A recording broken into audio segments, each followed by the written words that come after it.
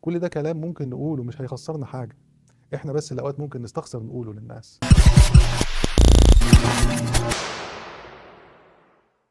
ربنا يا رب يجعل أقدارنا كلها دايما للأحسن، ويرزقنا دايما الكلمة الطيبة، وخليك دايما فاكر إن الكلمة الطيبة اللي أنت مستصغرها فعلا ممكن تأثر في حياة بني آدم كتير، يفضل شايلها لك لسنين طويلة قدام، وعمره ما هينسى أبدا مين اللي وقف جنبه وقت زنقته، ولو بكلمة طيبة تسنده وقت ما هو فعلا محتاجها.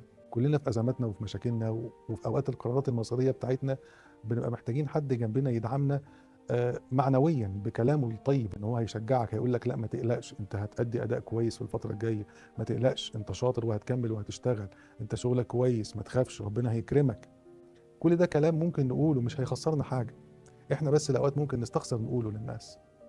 ولكن هي من اروع الصدقات اللي احنا ممكن نقدمها للي حوالينا، هي الكلمه الطيبه اللي انت تدعم حد بيها، تدعمه في مشروعه، تدعمه بفكره تقولها له تنمي بيها شغله.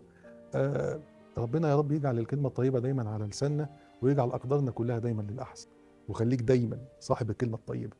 أشوفكم على خير.